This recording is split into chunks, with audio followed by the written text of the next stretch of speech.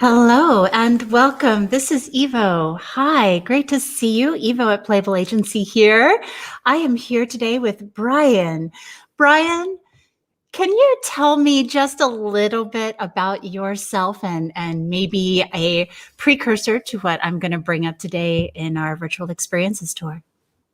Yeah, well, hey everybody. Thanks for having me on, Evo. This is great to get to chat with other people from around the planet about this kind of technology. We're really excited to show it to more people and keep doing some really fun projects. So, my name is Brian Skalak. I'm one of the directors over here at REM5 Studios, based in Minneapolis, Minnesota. And little bit further back of our company in general. So REM5 is a vertically integrated VR company where we have kind of three separate arms. So one being an location-based VR entertainment space here in the Twin Cities. We also run a for good, so we're using VR and immersive technology for social good and to make change and K-12 education and cultural competency. And then the third arm that we'll be talking a lot about today is REM5 Studios. So, where we are producing projects like this one, we're doing a lot with 360 video, augmented reality, virtual reality, and then WebXR. So, the platform that we'll be looking at today, and you can actually see it right here that Evo's popping into, is WebXR. And we're finding out that a lot of people, even if you've been kind of deep into the tech space, maybe haven't done an experience like this before. So what we're basically doing is creating immersive web experiences that a larger percentage of the population can experience right from a web browser. Uh, so what's really cool about that? Yeah, there it is. We love that. That's stuff like it never gets old. And it was the one thing where I'm like, I have an audio file. Can we put this in the experience? And so yeah, like you're seeing right here, basically it's a 3D video game type platform that you can get to right from a URL in a web browser. And so we've been exploring a lot of this over the past, 10 months, especially because as our focus shifts a lot from putting people in headset at scale to now reaching people in a variety of ways, this platform solves a lot of those problems. So we've been really excited to kind of dive in and use it in a lot of different ways. Where if you have a VR headset, I could pop into my Quest and join in, but it also makes a lot of sense to pop in right here from the desktop too. So we're going to take a little bit of a tour of our latest experience that we did with the Minnesota Twins and just launched 2 days ago. So fresh off out the box and coming So right to that you. guy that's moving is you, correct? That's you, Brian, in There I the am. Twins Clubhouse. So Yep. we are in the Minnesota Twins Clubhouse while we're here talking, right? Yep. All Yeah. right. And so So if y'all want to check this out, by the way, you can go and log in right now at twinsbaseball.com /XR. And then tell us a little bit about what we're going to see here, because I'm going to follow you around with your avatar while we're doing it. yeah, for sure. So kind of some background a little bit on this project was, we met up with the Twins about 4 or 5 months ago, and they had some plans to do an in real life Hall of Fame experience for their fans. And as we all know, all the best laid plans kind of went out the window recently, and so we were able to work with them to basically create, I don't know, what we think of as an even cooler and more accessible fan experience right here on the web. And so, yeah, let's just take a little bit of a stroll around. I mean, what we wanted to do was, create a space that is both heavily branded, right? For, you can think about it, baseball fans, they love their club, they love the history, and WebXR serves as a really good tool where you can both have social interaction. So if Evo and I weren't chatting on through the stream here, we could actually be chatting with each other in the space. So my mic is muted, but you would see my avatar's head growing, and you would actually hear me with spatial audio. So as I move further away, I would drop off, and as I come closer, just like in the real world, I can come up and have a conversation. So that's something that's a really nice piece of kind of this overall puzzle where you are able to actually recreate social experiences like in the real world. And yeah, there's even a chat bar too. And so it's kind of a nice way where we can, come together and hang out and have a social experience in a shared space online. So that's WebXR a little bit in a nutshell. So now we can kind of focus a little bit more on what we did for this project. So, you know, what's nice overall is that we don't have the constraints of the real world. So we're able to follow, some general techniques around, event creation and architecture that's going to help people navigate the space. But at the same time, yeah, as you can see, we can put baseballs floating up in the sky and put ourselves in this little, heaven sky kind of scenario, because why not is really the answer. You talk to a lot of people about, can we replicate the real world? Well, yes, we can do that, and we've kind of done that on a few projects. But here, you get a little bit of that fun space in between, because you're just able to. You can make it a little whimsical. We've got baseball head avatars with historical jerseys on, and that was kind of a nice touch point where it's like every possible thing should reek of Twins, right? So the fans have just been eating it up, and we love it too, just because it's a ton of fun, and it's something that's really new for a wide range of people. So Well, yeah, I mean it's the spring. It's the time when we're used to, getting into the mood for baseball. So it makes a lot of sense to create something, since we can't be in stadiums necessarily right now. And, we've been watching so much TV. It's kind of nice to do something that's a little more interactive and immersive. And this is, for those of you who aren't regular viewers here, this is a web-based experience. We're not in VR or anything right now. We just went to a website. And this is an experience that also works on mobile devices too. So tablets, you might want to be in the Chrome browser or in Firefox. But certain browsers are able to run these kinds of experiences pretty easily, even on a lower end computer. You don't need like a high-end gaming machine to be here. hmm And that's a great just follow up to that piece of accessibility that we like. So in working with a lot of people at our physical location, right, we've had a lot of experience with putting first timers into full in headset VR, and so you learn a lot from that, right? Where we want to make VR and these types of experiences super accessible, not intimidating at all. And so that's what's so nice about being in a web browser, is you don't have to download anything. We're not I mean, for this experience, there's like a registration through the league, and that's just kind of just to help them keep track of how many people we actually end up getting through the space. But for the most part, it's super simple. If you can do Zoom, you can do this experience, and that's where it's like, in our minds, we want little Timmy and Grandpa to meet up together in the space and talk about, when they went to a Yeah. game 2 years ago, or just to tell stories about those types of experiences, whether you know them or not. I mean, to have also fan interactions in the space that are candid and casual, just because you both have a same love for the team, is just another great thing that can happen in these spaces. So yeah, Right. So it's starting to be a serendipity thing. And I see that there's mhm, like 20 folks can be in this particular room. So you might run into people you haven't met before who are other fans, or are people who are, other players, avatars, or anybody who is connected to the Twins. I really like how you've done these fun little sort of gameplay things that aren't necessarily fully interactive, but are still playful, right? So trivia that requires us to go down a hallway, right? So mhm. here you've started the question, and then to get the answer, you got to come over here, right? Yep. Yeah, there it is. I would have never have known this, but I'm not a local fan, so. Yeah.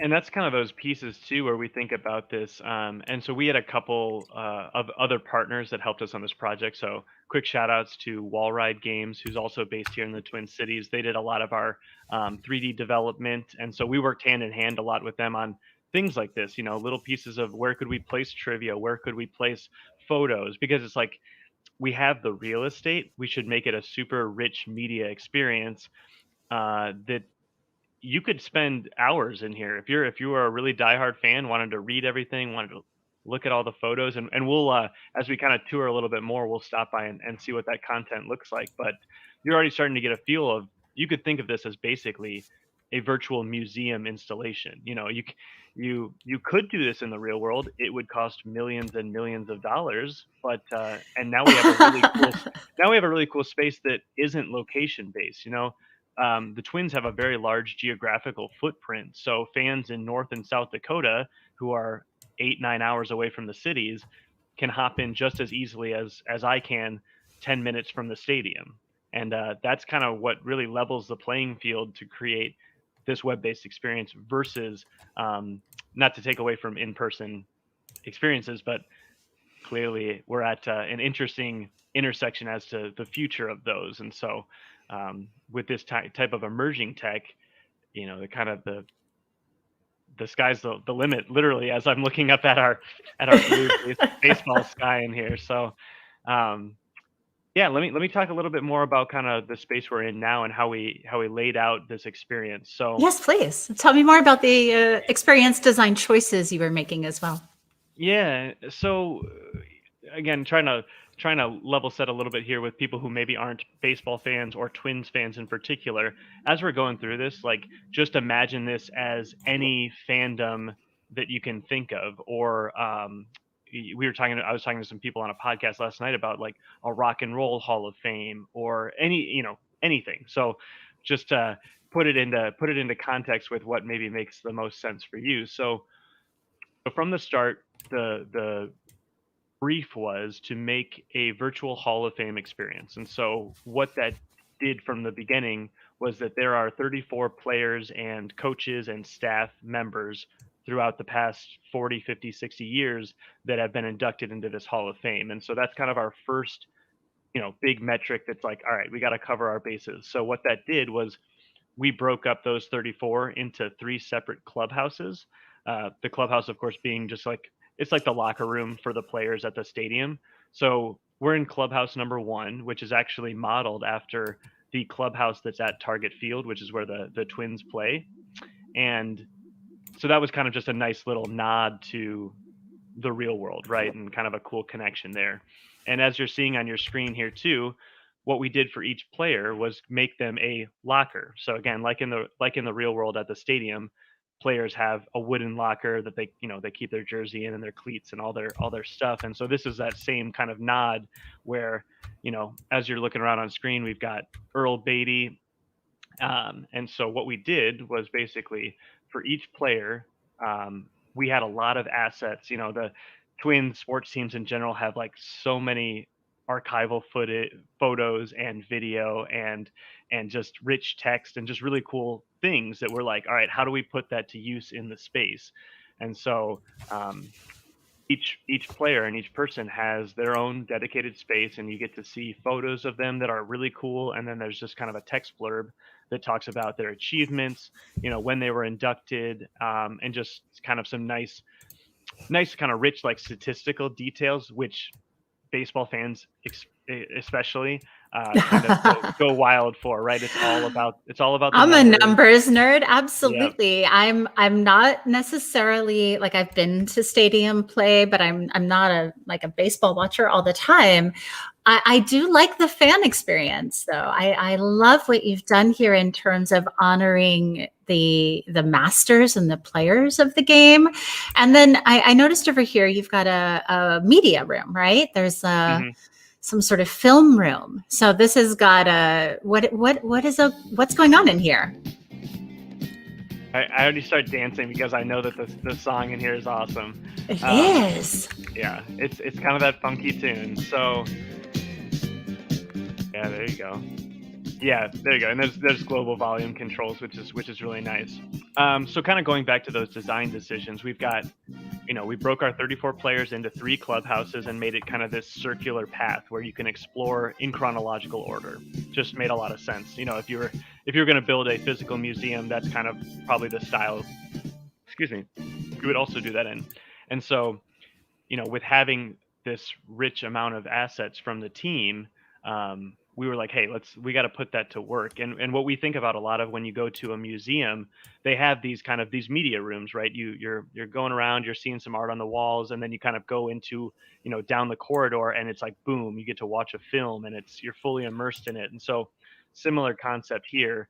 Again, great design from Wall Ride. We've got kind of this stadium style seating. We've got these fun wood benches. You don't need to sit down in here as an avatar, but it's just it's fun, and it makes the space feel real, which is really cool. And so There's you kind of got grass. There's Oh, grass yeah. down here. Yeah. Okay, wait. I just noticed you did this architecturally. Those are baseball bats that are the columns in this space. Yep. So you've really played with, the sort of modalities we're used to in whole different ways. I Mhm. love the baseball bat architecture. Yeah, that was another, shout out Wall Ride. They came to us like over the top with so many cool things, and we're just like, we would have never thought to do that. So that's why having such a good partner was essential in really getting this project off the ground and to where it ended up. And so so like in this media room, we have one for each of the clubhouses, so it repeats itself, which again, in a lot of players' minds, that's going to help them navigate. It's going to make it so that, okay, cool, I understand what's coming up next. Yeah, We're trying to keep super it simple. super Super simple, simple. not for the tech users, exactly what this is for. So Yeah. So I'm just using my arrow keys for those of you who are wondering. The navigation is simple as can be. Like your 5-year-old is going to be just off to the races in this situation. It is totally safe to share with your kids. Do you have like parents and kids or families coming in yet? Has that been a thing? I hope and assume so. We haven't like fully tracked. I pop into a bunch of different rooms, and I'll kind of go listen in on and find out what types of people are being drawn to this experience. And so maybe just more on that note, what we end up doing for this is that Evo and I are in a private one-off room that I built, so no one else is going to come into this one. But we have, for this experience, we built out multiples. Think of it as like parallel realities, basically, where 20 people at a time can be in one of these, and everyone's going to have the same experience. But if you and your friend want to go and you have to be in the same room to talk to each other, but there could be other conversations going on across at the same time, which is, we think, is really cool, because this is such a social experience, and we want people to be like, we were gonna do a Zoom or we were gonna call on the phone, but like, use this. We want people to use this as a platform to meet up, right? I mean, we've had so much literal distance over the past Right. year that we'd love to see this take off in the community. And we've worked with a lot of like Twins fan Twitter accounts to be like, hey, you should tell your fans to meet up with you in there, and you guys can have a discussion about the players or the year that's coming up, or whatever you want to do. I mean, we built This is it. Hopefully they will adorable. come. Yes, This is adorable. I can't tell you how much Day. I love the Nuns Day. I just Nuns love Day. this way the joy of the culture comes through in this experience is really delightful, Brian. I think we see a lot of virtual experiences that replicate some aspect of the physical experience, but very few are able to get to what you've created here, which is a really interesting sort of interactive approach to being welcoming and inviting for everyone. It doesn't matter if they're young or old, fandoms of all different abilities. This is an extremely, as you mentioned before, accessible not only to adults and children, or across interfaces, but also designed to be safe and appropriate as a place where they can interact, but hopefully not be at risk in any way. In some ways, this is maybe the first baseball experience that some people are going to get to if they don't get a chance to go to the stadium for some reason. I can think of folks who enjoy the game from hospitals or from other places where traveling is never ever going to be an option. So this is exciting on a number of levels, right? So you've got the hardcore fans, the players, and the folks who enjoy baseball, all able to sort of cross-pollinate the same way we do it at real stadiums. And And it's really about sort of the excellence of the game. It seems like that has been, in terms of your curation of the experience, you've put together something that's designed to focus on the play, but also the players, right? This is Mhm. this is a trophy. What is this? Yeah, so I forgot to make a nod to that in our first room. Another piece of each clubhouse is kind of this hero 3D asset. So in the first room, we had that trivia question about the longest home run, and then you get into that clubhouse, and we've made the baseball bat that hit that home run. It's a Right. replica of the actual bat. So it's kind Right. of that access that you would not have to that physical baseball bat in real life. So as we come up into this second clubhouse, a lot of the players featured in this room were a part of the 87 and 91 World Series teams. And so we recreated the World Series trophy. And that's just, another homage to that era of players. And so chronologically, this room makes a lot of sense where, you have players from the 80s and 90s that were on those teams. You've got the World Series trophy in the middle.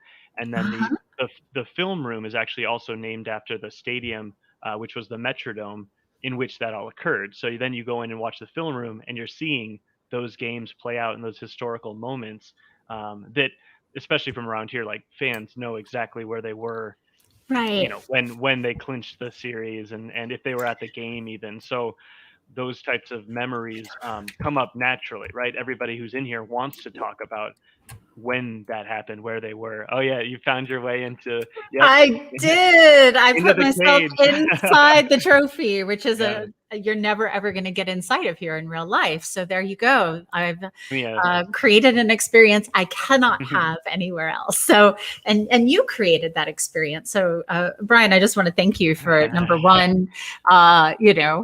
I'm always looking for fun ways to mess with things, and there I go. I just walked in and out of a trophy. So that was And fun.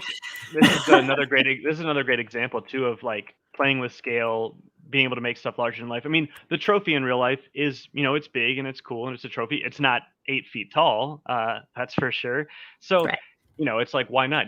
People can see the details of it. You start to know that every pennant that's on it, every flag that's on there actually stands for one of the teams. And so there's like Ah, a lot of this, like, it's a learning environment from somebody who maybe already knew it as an expert.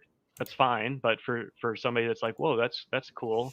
Um, it's a discovery experience for them. So that's what we think is really, really important. Probably and another note. Yeah. yeah, go ahead.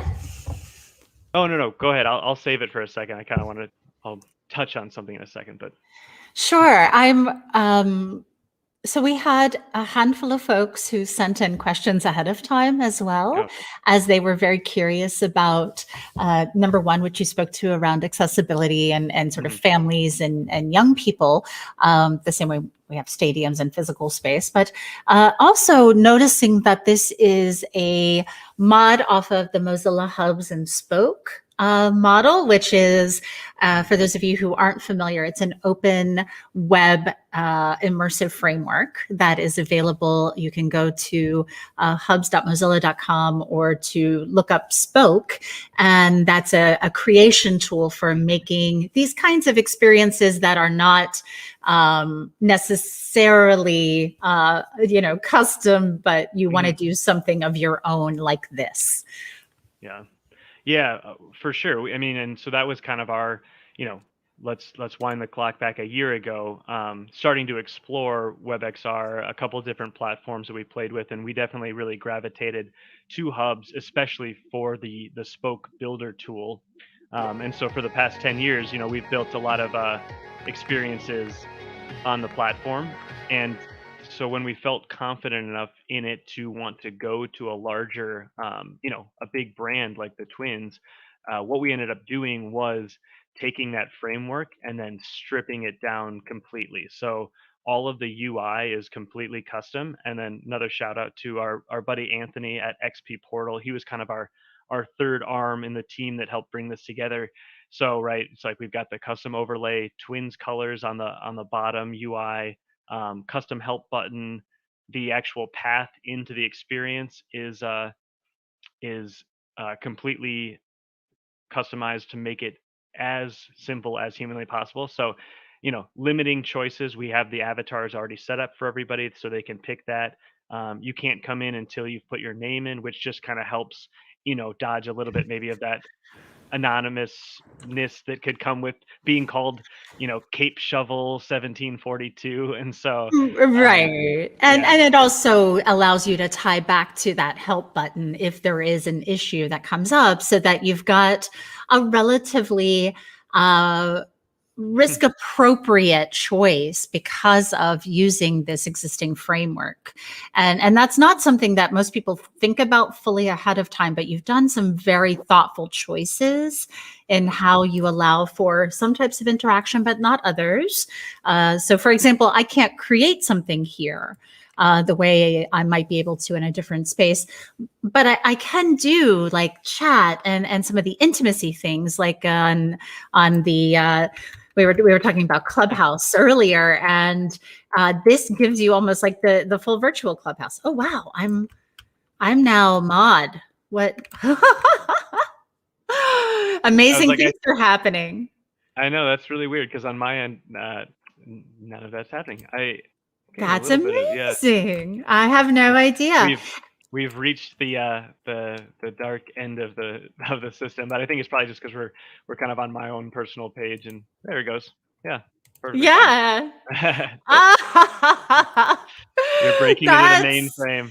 You That's know too much. hilarious. Well, see, this is what happens when you walk around the matrix enough and you go to enough metaverses, you become part of it.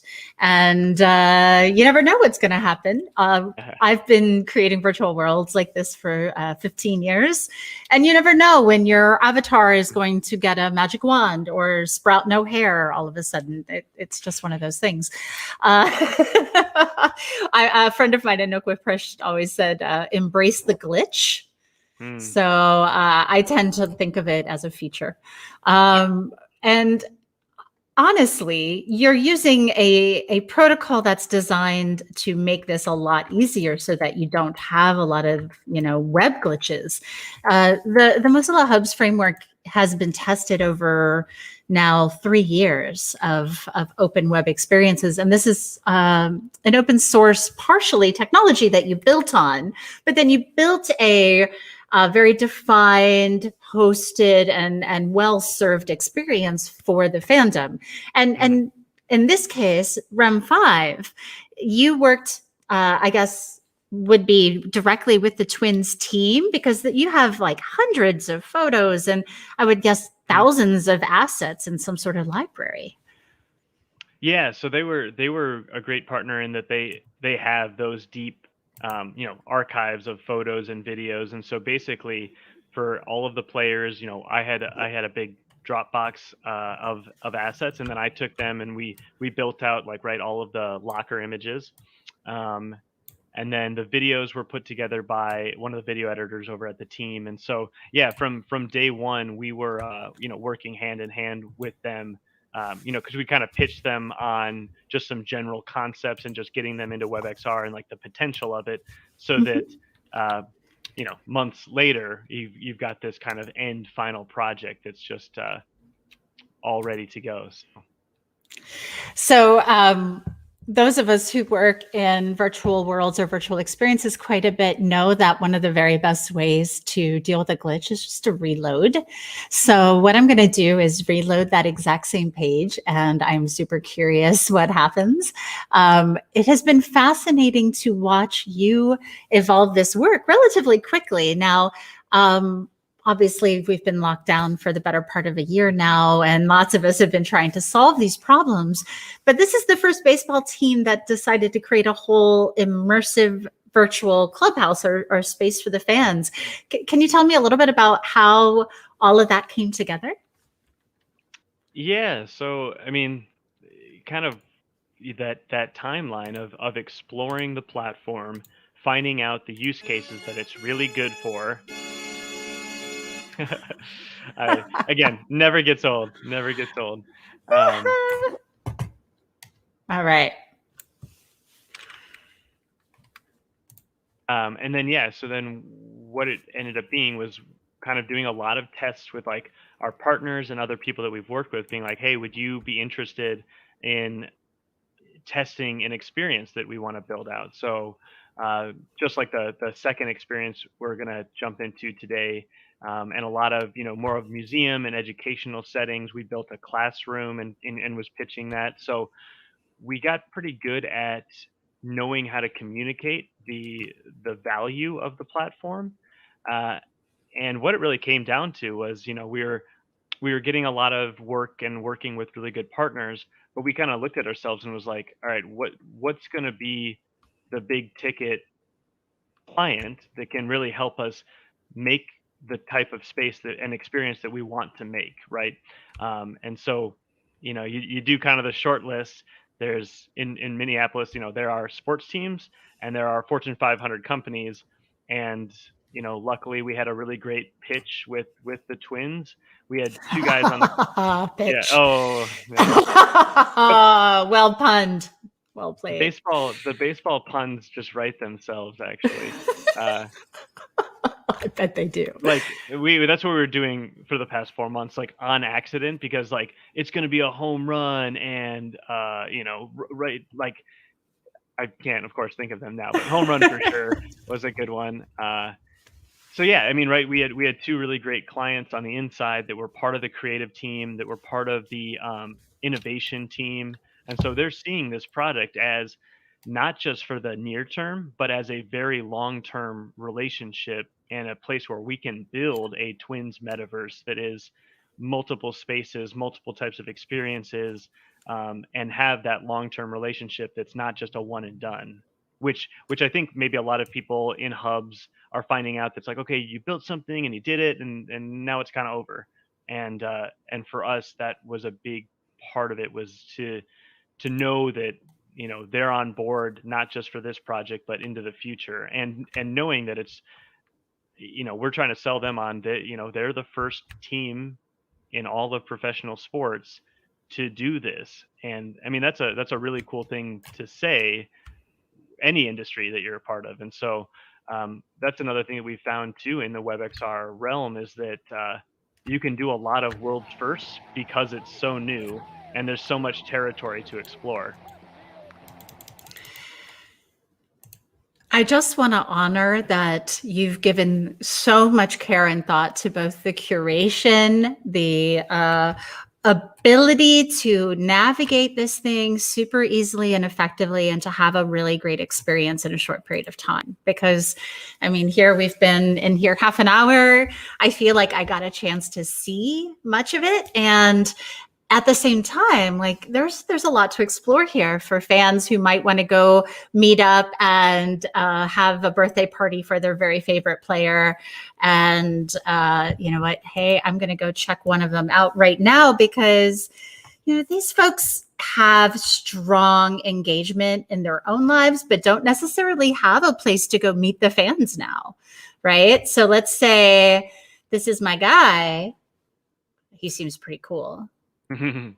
Honestly, I'd like to be friends with him in real life. So, hey, what would that look like to be able to then bring the fans and the players and everybody back together the same way we used to do kind of at the stadium for these, press events and things like that. Yeah. So it seems like the fans and the team are both being very thoughtful about how this sort of serves as that third place.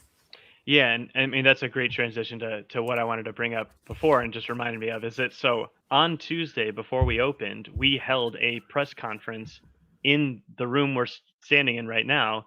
And what was really cool about that was, so we had a couple of people from my team, a couple of people from the Twins, maybe about 10 to 12, really core press members from around the Twin Cities, and then two Twins Hall of Famers.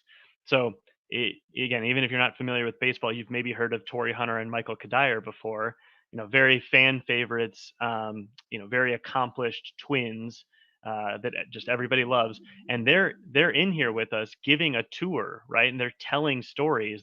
We're in the first room with Killebrew's bat, and Torrey tells us a story about how Killebrew was ragging on him for his signature because it was just TH, and he's like, if a kid finds a ball, in the grass or in the woods 100 years from now, and they look at the ball and it just says TH, they're going to have no idea who that was or the story behind it. But if you spell out your whole name, they're going to go and look you up and get to have to like learn that story. And so it was just, unscripted, incredibly candid, like unheard of access to these players and these stories all in real time, all together in a shared social experience.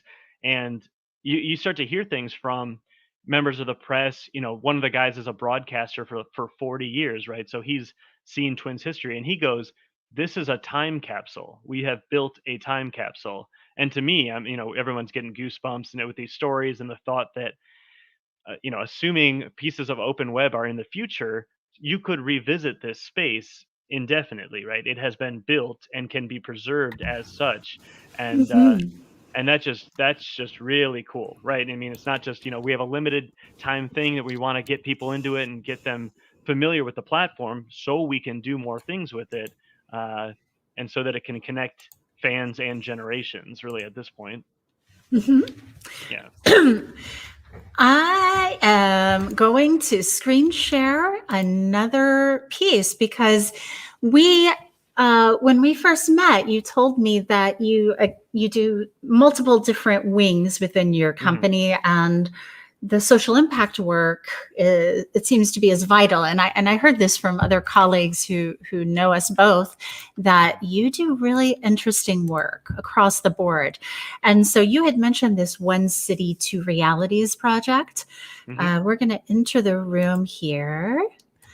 And I don't want to be a plumed whistler. I want to be me, but I don't know that it's going to let me be me. So we're going to pick, oh, which me do I want to be today?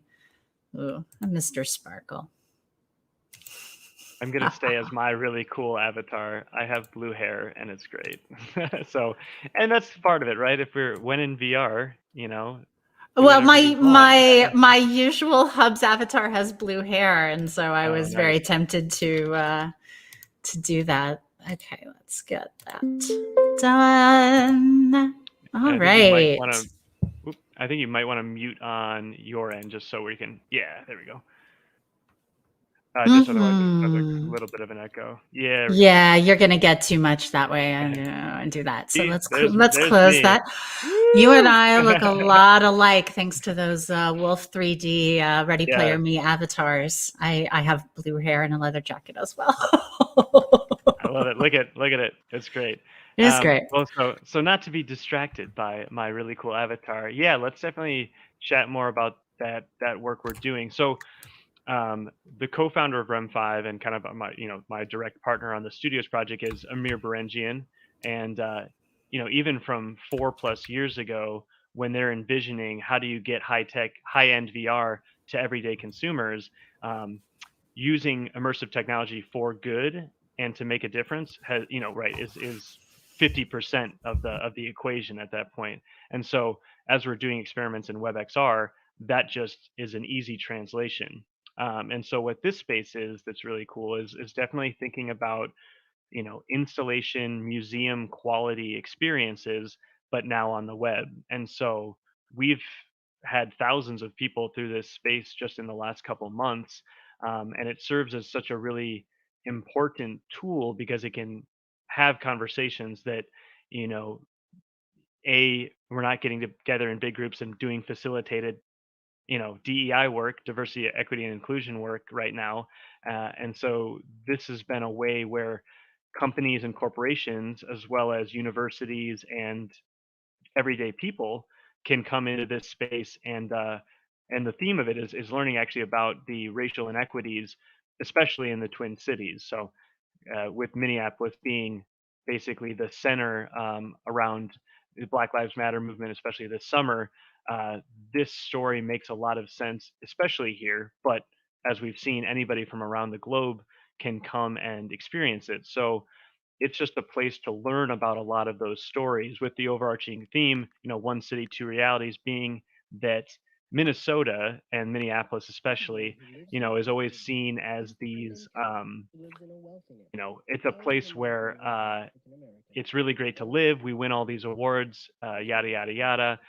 But that's only if you're white. And so this kind of tells that harder truth, um, that WebXR ends up being such a great platform to be able to have those conversations, right? So we've got video content, we've got photos from this summer documented in the space, and actually the current version of this that we're in, you'll see kind of some floating signage.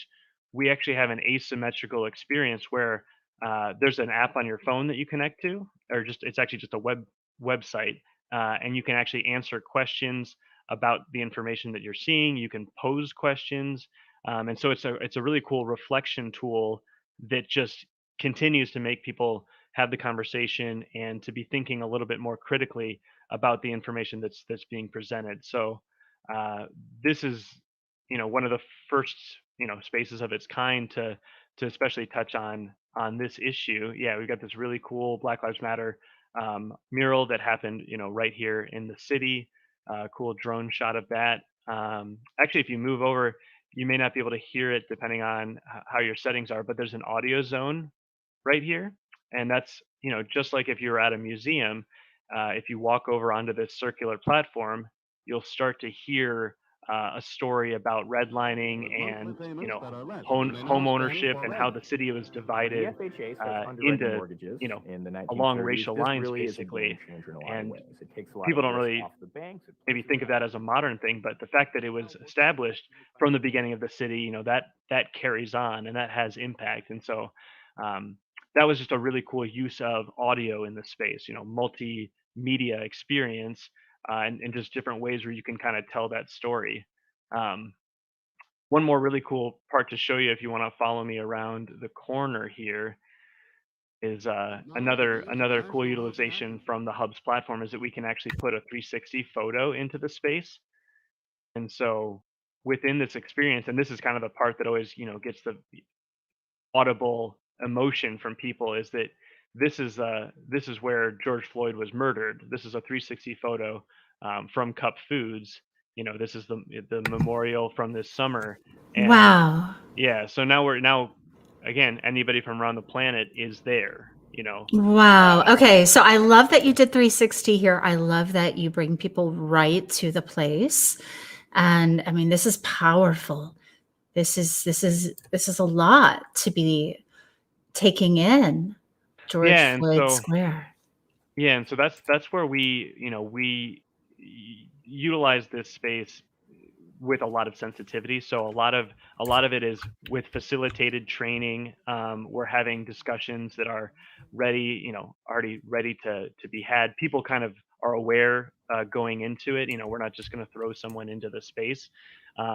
We've worked with a group called Rooftop, which is a local company here that has these types of discussions, and we'll bring in videos. People will be telling their stories, and then this just serves as a really cool environment in which that contextualizes that experience. And so yeah, so that this has kind of been a place where again we're facilitating corporate interactions, working with local universities actually as part of their freshman orientation.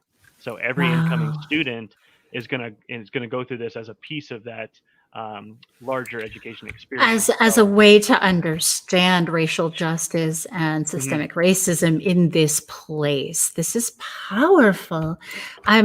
So you and your co-founder collaborated with who to build this? How did this all come about again? Yeah, so Wow. this was definitely Amir's baby from the beginning, and I think this was kind of that light bulb moment that was like WebXR is a perfect platform to consume content and information.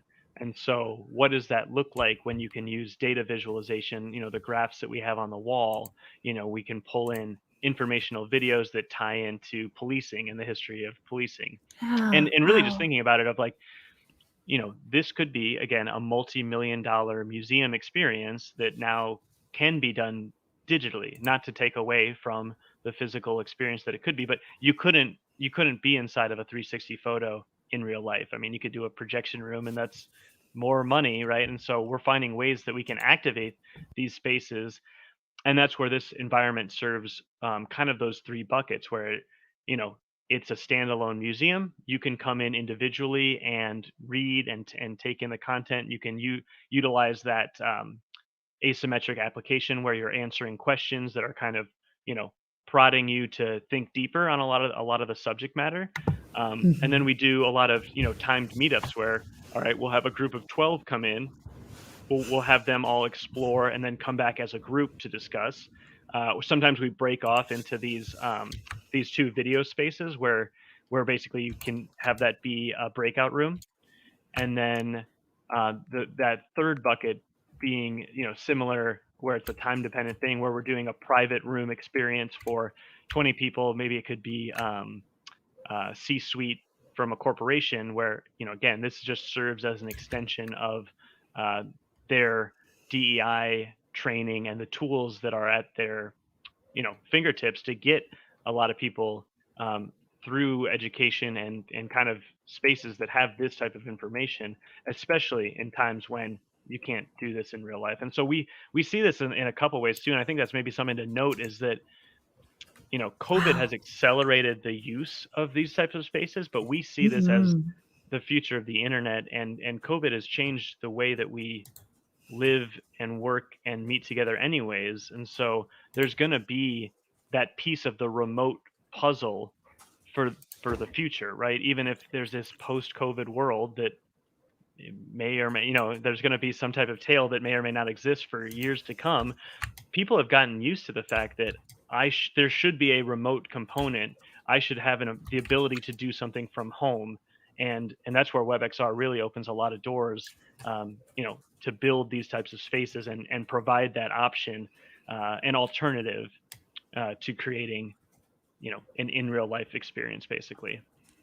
Well, I'm just astonished. This is one of the best galleries I've seen in virtual spaces. I've seen a lot of interesting art experiences, but very few that are dealing with current events in this way. And it's beautifully done. Especially the interactive elements. I think you're really thinking broadly here. And I'm now very curious what's in the app as well. But so there's 2 media rooms. Oops, I'm getting that media feed again. And I love that this has become something that is useful for educators and for, it sounds like everyone. It's sort of independent of the type of services. Okay, this is an audio. I see. So this is the history. This is what year are we hearing here? Is this year? Last year? This is from this summer. Yep. Or the past summer. And so, yeah. And what's interesting too, again, if you think about these spaces, the information can be updated in real time. You don't have to take down a huge poster you put up in a museum and redo it and scribble it out. We can upload new digital assets that reflect changes or updates or new information, and so you're reskinning spaces with updated information as often as you want, which is incredibly compelling. And the ability to do that again almost in real time is going to change the way people learn about anything, this notwithstanding. So how are people finding this experience? I saw that's called One City, Two Realities, but how do you promote it and how do you get it out to the community? It sounds like students are getting it sometimes with their educational institutions. So we're still going kind of direct to a lot of our collaborators and corporations that we've worked with in the past. And so this is still, we'd call it in a bit of a beta phase where we're learning a lot as we're bringing groups through this. We're getting smarter about how we can, use other apps to get that feedback and getting people to think about the space. And so, we're reaching out to a lot of people to see if this is something that would make sense as part of their, objectives and learning tools moving forward. And the thing is, we're still really early. This is still, to a lot of people, like way over their heads. And so there are people that are adopting early and getting really excited about it and want to run and use it. And we're like, sweet, we can empower them.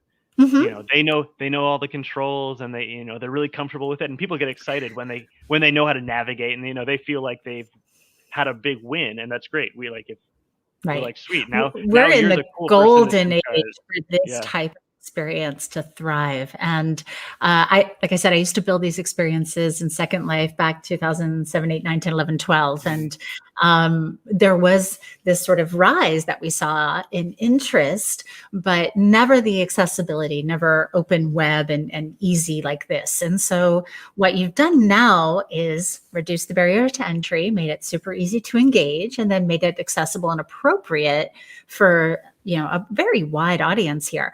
And so I could see this certainly affecting, there's groups in digital learning and society. I used to be a part of some of those conferences in both education and in tech and media.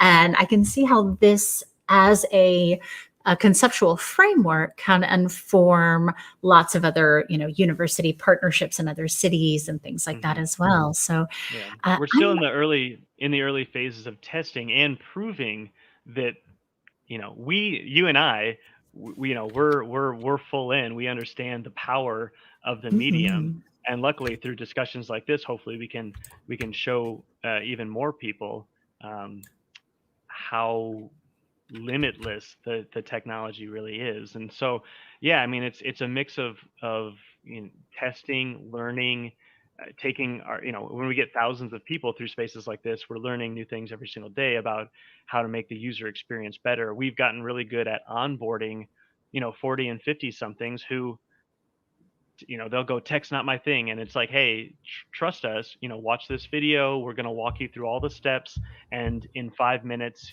you're going to master the program, and you're not going to be intimidated by it, and you're not going to have to again, you don't have to download and install something, you don't have to set up a Steam account, and there's a lot of those things that may not seem like a big barrier to us, but they're huge. They're huge. That is the barrier to entry at the end of the day. And there was a this whole experience is like reminding it this. I mean, that's exactly the point you're making with this experience, is that we have different realities depending on if we have access to wealth, if we have access to, a stable place to live, therefore having, internet access and a cell phone and all of these other things.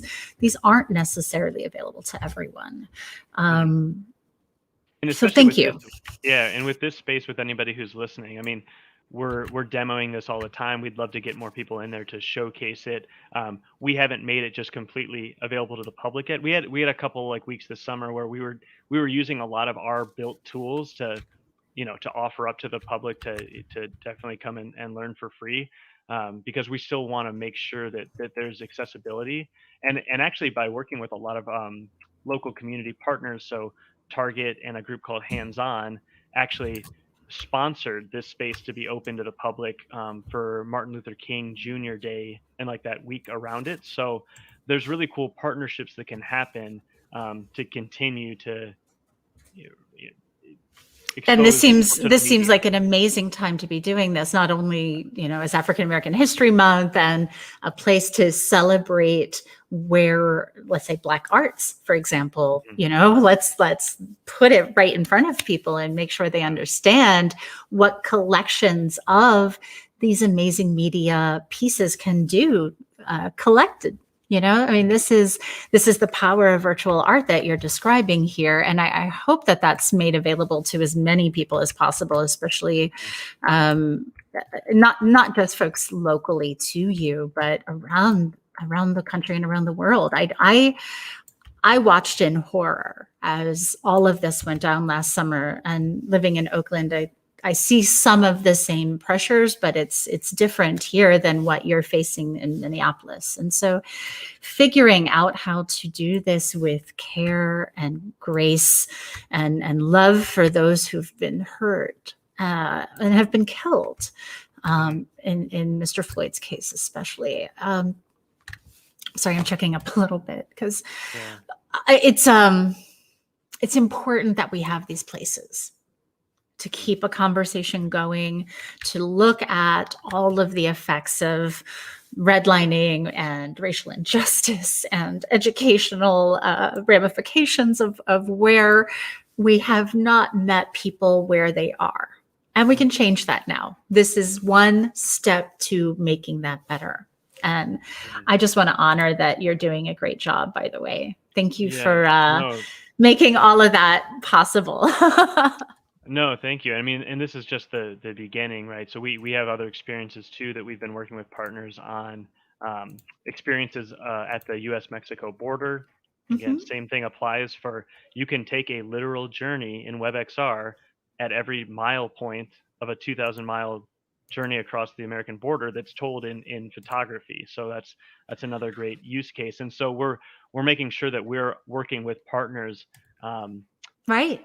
in these spaces that have the information and the approval, and kind of we're working with these larger panels, to make sure that we're representing everything correctly, and making sure that we have buy-in from the groups that we want to be sharing and building these experiences with. I just want to commend you. You're doing amazing work. I don't know if you're familiar with Nani de la Pena, but I got a chance to work with her early in the immersive journalism movement. So 2008, 9, especially, helping her and another professor, Peggy Weil, first do a project on what they called wall sickness. And they had a German word for this, but looking at how walls affect us, and then building out a project called Virtual Gitmo, which was Guantanamo immersion, and understanding the effects and experience of those from the inside, right? Mhm. Really living it out. And I see that you're doing something that we were all doing in Second Life back then, in trying to figure out how to make places that you can't otherwise get to available to people, and then how to make that a conversation zone, even about difficult, whether it's social actions or racial injustice. Mhm. Brian, I'm going to have to wrap up pretty soon, but I just want to thank you for bringing all of this work to life. I want to thank you and Amir especially for signaling to me and saying, hey, look at this over here, because sometimes we get in our own little bubbles and it's hard to see what other folks are doing. If we want to find your work, is it REM5 Studios? Is that correct? Yeah, across social media, and then rem5studios.com is our newly updated site that just has some general overview of what we're all about, and kind of the different technologies that we're going to really specialize in. And then feel free to reach out, contact at rem5studios.com, get a hold of us. We'd love to chat about any of the WebXR experiences. Like, it was great to chat today and show those two very different sides of the coin of what you can do with the technology. And a lot of that too that's exciting is that you do the big projects in the entertainment space, and that allows you to be able to do these more for good projects, and more meaningful type work as well. So and you that's can what we're balance hoping. it. That's what we're hoping Hopefully that this other funnel will come creators to. understand that you can Mhm. do great and meaningful work and do great commercial work, and they don't have to necessarily be one or the other. And I just want to thank you and Amir and the whole team for making that possible. I am going to sign off here, and thanks a lot, Brian. And this is Evo Haining. Have a wonderful day wherever you are. I look forward to hearing more about all of the virtual experiences that you are creating out there. And from all of us at Playable Agency, thanks a lot.